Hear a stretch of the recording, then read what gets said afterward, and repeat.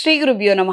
సింహరాశి వారికి సప్తమ స్థానంలో రాహువు, అష్టమ స్థానంలో శనేశ్వరుడు, భాగ్యస్థానంలో కుజుడు, దశమ స్థానంలో రవి, లాభస్థానంలో బుధుడు, శుక్రుడు, గురువు.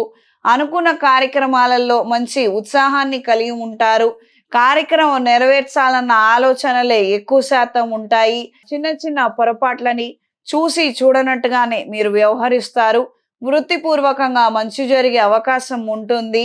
చేసే ప్రయత్నాలలో మాత్రము లోపం లేకుండా, లోపాన్ని రానివ్వకుండా అప్రమత్తంగా ఉండండి.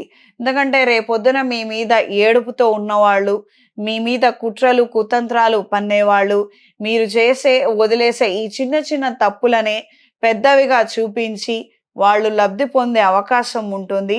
ఇది గ్రహించి మెలగండి. తెలియనటువంటి చోట పెట్టుబడులు పెట్టి నష్టపోయే అవకాశం ఉంటుంది. ఏది ఏమైనప్పటికీ 1-2 సార్లు చేసే ప్రతి ప్రయత్నంలోనూ మనం చెయ్యొచ్చా లేదా, కరెక్టా కాదా అన్నది తెలుసుకొని ఆ విధంగా చెయ్యండి. జన్మజాతకం ఇప్పటి వరకు చూపించుకున్నట్లయితే ఒకసారి నన్ను నేరుగా వచ్చి సంప్రదించండి, లేదా ఫోన్ కాల్ అపాయింట్మెంట్ ద్వారా సంప్రదించండి. ఆ తర్వాతే పెద్ద పెట్టుబడులు పెట్టండి. ఇది తెలుసుకొని మెలగండి. షష్టమ స్థానంలోకి రాహుగ్రహ సంచారం రావటం వలన మనకన్నీ తెలుసు, మనకి తెలిసిందే నిజము అన్న అభిప్రాయానికి మీరు వచ్చే అవకాశం ఉంటుంది. దీని వలన మీరు నష్టపోయే అవకాశం ఉంటుంది. ఇది తెలుసుకొని మెలగండి. ఈ వారం పరిహారం: శివాలయంలో స్వామివారికి పంచామృతాలతో అభిషేకం జరిపించండి. పితృదేవతల కార్యక్రమాలను నిర్వహించండి, లేదా దక్షిణ తాంబూలాలనన్నా సమర్పించి ఆశీర్వచనం పొందండి.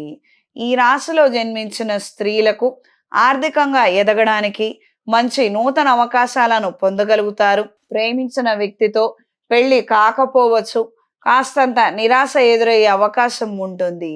దూర ప్రయాణాలు అనుకూలంగా ఉంటాయి. కాంపిటేటివ్ ఎగ్జామ్స్లో పార్టిసిపేట్ చేసే వారికి కాలం అనుకూలంగా ఉంటుంది.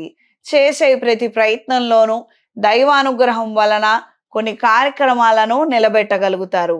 అవగాహన లేక చేసే పనులలో కూడాను కాస్తంత మంచి ఫలితాలను పొందుతారు.